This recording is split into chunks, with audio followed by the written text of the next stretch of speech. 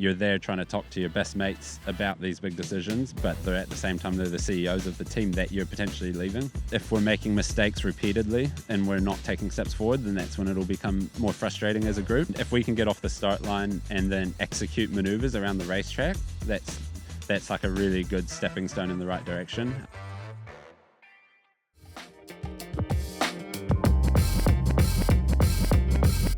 Welcome to SailGP One-on-One. I'm back again, and today I'm joined by the Brazilian flight controller, Andy Maloney. I've also heard you're one of the best flight controllers in the fleet, so would you agree with that? I don't know, I like to back myself, yeah, but who knows? The data shows it, I guess. Awesome. Well, you've had a pretty interesting couple of months. Obviously, you left your Kiwi buddies. You spent so much time sailing with them, and you've joined a new team to the league. It must be a pretty cool experience jumping in a new boat, but also quite challenging too. Yeah, I mean, massive change for me, obviously. It's been super exciting, I guess, once the decision was made to go to the Brazilians. It's been a really exciting project to be involved in. Another group of really talented sailors, but obviously with a lot less experience in SailGP. So yeah, a project that I feel a privilege to be a part of and to help them where I can. And we're all just heads down working really hard to try and make our way to the front of the fleet as quick as we can.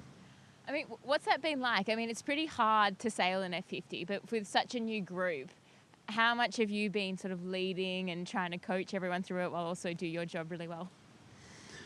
Yeah, it's definitely something I'm trying to juggle, There's so much low-hanging fruit for us as a team, some really big gains that we can make really quickly if our focus is put in the right areas. So we've got to keep making those big gains, but at the same time, I've found myself at times maybe not being to the right level of focus on my role as well on the boat, and I definitely have to bring myself back at times leading into a race day and on the water and just really make sure I'm zoned in on that flight control role, because as we know, it requires 100% focus, and if you're not there 100% on the day, or if your mind's off thinking about something else that the team needs to be focusing on as well, then you're not executing your role to the best that you can. So it's definitely an area that I'm working on.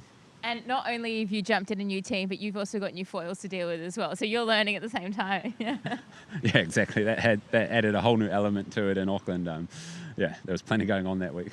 But overall, as a team, I mean, it's hard to sort of judge success. Obviously, like, you guys want to be doing better in races, I imagine. But I mean, you've talked about the low-hanging fruit, but for the people listening that don't really understand what it's like to sort of form a new team, what are the sort of things that if you guys could do really well in a race weekend, you think it would be successful or would elevate the team? Yeah, I think like you see with any team, getting off the start line is obviously a massive area in its own. And if we can get off the start line and then execute maneuvers around the racetrack, that's like a really good stepping stone in the right direction. I think in Dubai, we really probably struggled on the starts overall, like our first event, and it was a really light event. We went to Auckland, and then the breeze came, and we were really thrown in the deep end with the breeze, and it was, really full on just getting around the racetrack on the new foils. Full on for everyone. Yeah, and I actually think we did really well there, and we were making steps in the right direction. At the same time, it was the first event where the decisions came really quick with that extra level of breeze on the cards. And then we went into Sydney, and I think Sydney was the first time that, everything we worked on between Auckland and Sydney, we saw massive improvements on. And then there was just a few key areas that were letting us down and that we probably kick ourselves for. But I think the promising thing is that the areas we were focusing on were going in the right direction, and some of the things that let us down are quite easy gains to improve on. So yeah, it's a really interesting, trajectory with a new team as you go through the season. There's going to be a lot of highs and lows, but we're going in the right direction, and there's a lot of motivation within the group, which is really cool. And even in a race weekend, you sort of have those highs and lows. I guess as a team, you're trying to learn how to sail the boat, which is one thing. Obviously, you know how to sail an F50, and everyone's doing a pretty good job of it. But you kind of touch on it, making those decisions in high-pressure moments, like in training. In any boat you sail, in training, you can be going pretty well. You're like, we might go all right this weekend. Then you get thrown into racing, pressure's on, the race course is tight. I guess trying to put it all together in a race weekend is pretty hard in this sort of fleet. Yeah, definitely. I think we're pretty happy with where a lot of our maneuvers are at when we're just free sailing around the race course in the warm-up, and when you've got all the space in the world and you don't have to rely on another boat's timing around you, or there's no dirty air to be thrown into the picture. And then it's when we're in those situations that as a unit we haven't seen before, and knowing how the boat's going to react to those different scenarios and how you have to change things, fine-tune them. That's where we're still learning every race we do. We experience more situations and take learnings from all of those situations. So yeah, I think the more experience we get out there, the more we're going to be moving towards the front of the fleet. And yeah, like I said before, it's going in the right direction, and it's really fun at the moment, and we're all enjoying it, and we're working hard. Well, for me and my sailing, I love sort of racing competitively because of the learning process. But at times, it's just like I just want it all to come together so it goes well. So I imagine it's a great but frustrating process at times as well. Yeah, I think it's interesting because to this point, there's races where it's frustrating in the moment, but when you look back in hindsight and you put it into perspective, like, we've only done so many races so far as a team. It's only been 3 race weekends that we've done, and we just got to keep it in perspective. And it's at this stage, it's easy not to be frustrated, even when the results aren't showing it yet, because we're seeing the improvements come in all the areas that we're working on. I think once we get to a level where if we're making mistakes repeatedly and we're not taking steps forward, then that's when it'll become more frustrating as a group. And we all want to see the results come quicker, but we all know that if we do the process right, like, the results will come. So we're still in that stage of making improvements in every area, and we're backing ourselves that the results are going to come. Now, I get to talk to Martine after every race day. So she seems like she's super driven. You don't win 2 gold medals if you're not. But also she's very analytical. She's very process driven. What's it been like for you working with her? Yeah, it's been really cool. That was one of the things, making the decision to come to the Brazilian team with a new group of people. You never quite know exactly what you're stepping into, but it was pretty clear from the first day of sailing in Dubai that she's someone that learns very quickly, and she has to understand what she's being told to do. She's, like you said, she's very analytical, and if she doesn't understand what you're trying to help teach her, then it takes longer for her to accept it. But once she understands it, she's very quick to make changes and adjust her technique and how she turns the boat. And yeah, like you say, she's super driven, and she's got all the qualities to become one of the benchmark drivers in this league, which is just awesome to be able to say. Oh, I can't wait to see where you guys go. But you kind of touched on it before. The decision to get here must have been a hard one for you. You sailed with the Black Foils for so long. You've also grew up sailing with all those guys. Tell us how much tell us what you feel like telling us. But what was that process like to have those conversations and make those decisions? Yeah, it was a super hard decision, and one that I didn't make overnight, clearly. For me, like, Pete and Blair are the people and the mates of mine that I go to help me make big decisions like this. So it was an interesting scenario when you're there trying to talk to your best mates about these big decisions, but they're at the same time, they're the CEOs of the team that you're potentially leaving. So it was an interesting dynamic with us having to balance that. And I think Blair did an amazing job with me of, like, really being able to have conversations from a CEO perspective, and then having conversations from a best friend perspective, and helping me through this decision-making process. And at the end of the day, I ended up obviously deciding on my own that the challenge was right, and I was really motivated by the challenge of joining Martine as the first female driver and the Brazilians as the first South American team. They were putting together a really good group of people that I had a lot of confidence in, that I thought the project was going to be really fun and have a lot of potential. And then the timing for my career, I felt like it was the right time, having been with the Black Foils for 3 seasons and having worked our way from the back to the front of the fleet, and we'd gotten to a level where I felt like I could step into a new group of sailors and learn a lot from and keep developing myself. So there was a lot of factors that came into it, and there was definitely nights there where I was going one way or the other, and it wasn't a super easy decision to make. But yeah, it's been awesome ever since I joined the team. Just like before, touching on Martine as a sailor, like those little qualities that she has make you more confident in the decision you made, and it's been really fun so far. Well, sounds like you like learning too with the Black Foils. Obviously, going from the back of the fleet to the front of the fleet, you guys had such a dominant season last year. It would have been pretty rough not to win overall, considering the season you guys had and winning overall across the events. But what was it like sailing with that team? You guys were very determined. But did you have fun? You guys don't let much emotion out.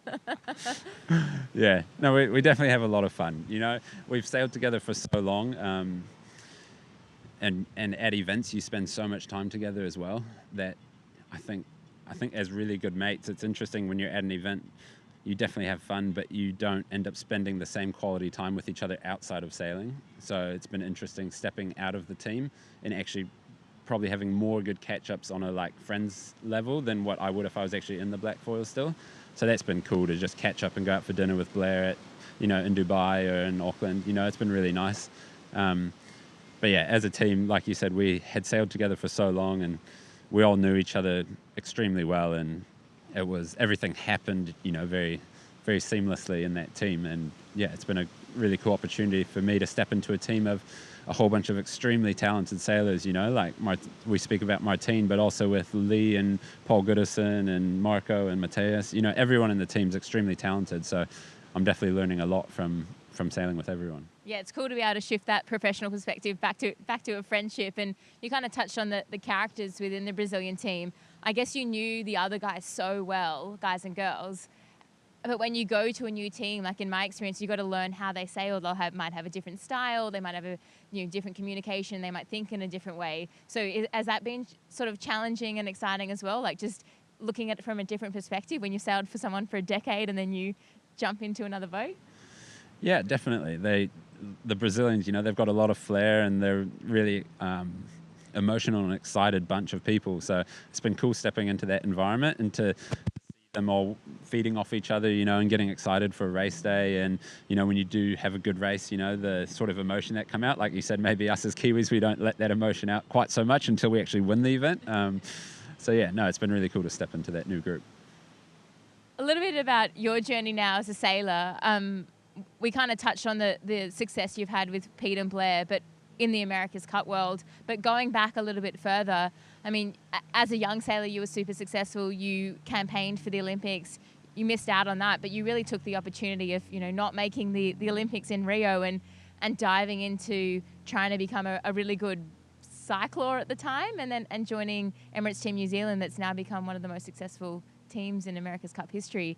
Maybe give us a little bit of insight into, that moment of time where you're like, all right, I'm going to put everything I can into this. I know you then went on to sail the Fin and become a world champion in that as well. But yeah, give us an insight into Andy back then.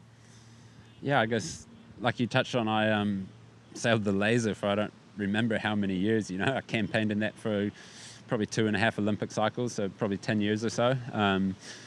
And had a lot of success at international level events, but never quite made it to the Olympics. And the guys who did go to the Olympics both times, they were like right at the front of the fleet. So, yeah, like a part of my sailing career, which has probably shaped me into who I am today, like on like my determination side of things and the level of detail that I put into everything. But I didn't quite get there with the Olympic Games being like the ultimate pinnacle in laser sailing. So came out of that after Rio being obviously quite disappointed and trying to find the next thing in my sailing career and unsure where I was going to go. And at the time, Team New Zealand was in the middle of their build-up for the Bermuda America's Cup. And I basically reached out to the team and talked to a few people who I knew through the grapevine. And there was a really cool opportunity there where they needed sailors who were really high-level sailors, but who were also quite physically fit. And coming out of the Laser, I had done a lot of cycling, and they were working down this pathway of getting bikes on the boat. So I was really in the right place at the right time. And at that stage, flight control was such a new part of the sport, and they were really on the development of flying a boat actively. And so I jumped in there and saw this opportunity, and I just went full heads down and just went in it with as much determination as I could to try and make my mark in that team and to try and get a place on the boat there. And for Bermuda, I guess I was predominantly a cyclor, but I also did flight control through the maneuvers when you had two boards in the water, with Blair being the primary flight controller. And then, yeah, from there, I guess that's where my flight control journey started. And it's just slowly developed through the America's Cup campaigns to being more of a full-time flight control trimmer. And at the same time with the black foils, I stepped into a full-time flight control role. And they've sort of worked together and fed off each other nicely. pretty good for a laser sailor. Yeah, and then the fin sailing goes in there as well. But Yeah, so then you did a fin campaign towards Tokyo with Josh Jr., who you also sailed with America's Cup. You guys had an amazing partnership, and I guess in sailing, a lot of the things that people don't see is how closely you've got to work with the people around you to get better yourself. And I think you've won 3 America's Cups since then. It's been a pretty amazing journey. I guess, how has that sort of shaped you as a sailor? Like, you've got, as you said, you started your flight controller journey, but then have you become more of a leader? Has it changed you as a person? Like, you've grown up as well in that world. What has sort of been able to do all those different types of sailing, from laser to fin to F50 to America's Cup, sort of, does all that sort of come together and make you the person you are out on the boat today? Yeah, I think through the laser and the fin, right, there's not massive differences in the boats, and you become a very good tactical sailor, and you have to be at the top of your game tactically and with all the little techniques that come to sailing the boat fast. So I think that really shaped me in a tactical sense. And then joining a team like Team New Zealand, where you're a very small person in part of a massive team of 150 people, you learn to really do your job well within a team and work really well with others as well, and try and get the most out of them as well. So that's, I think, through Team New Zealand and the Blackfoils, that's really shaped me into sort of the, the team player I guess I am today, and how to operate within a bigger team. Back to your sort of coming back into the Brazilian team, having a different sort of role as a leader. How has that sort of challenge you? You kind of touched on, obviously you need to do your job and lead the team, but there's so much data, there's so much, just F50 racing is like no other. What sort of knowledge how do you give your knowledge to them and try and get them upskilling as fast as possible, considering all that experience you've got? You come into day one with the team and you've got so many different things that you'd love to talk to everyone about, but you can just overload as well. So and the type of team they are, which is a great thing, is they need to understand everything to a really high level to then do it and really believe and trust in the process that they're doing. So it's been really interesting of priorities for the day or for a venue, and not overloading things that aren't important for this day or this race or this week, and just slowly onboarding it as they as well experience the boat and learn it themselves. And I think that's been a really interesting one at the first event in Dubai, learning how that process works. But then, I think, there's such a good group of sailors that it's about steering them in the right direction, and they're so motivated to do their own homework as well. And it's so much better when someone learns things for themselves as well. So I think it's just a process, and it's going to take time, but they're definitely the right group of people who are learning really quick. Yeah, I can't wait, and I can't wait to see how you guys go throughout the season. It's awesome to watch, and it's been awesome to sit down and have a chat and learn a bit more about your journey. We've kind of had different paths and been able to watch you from afar, but it's nice to sit down and chat about it. It's cool. Thanks, Lisa. Well, that's it for this episode. Thank you so much for tuning in. Don't forget to subscribe and ping that notification bell, because there'll be another episode coming out soon. For now, you can let me know in the comments who you want me to chat to next, and maybe who the best flight controller in the fleet is. See you next time.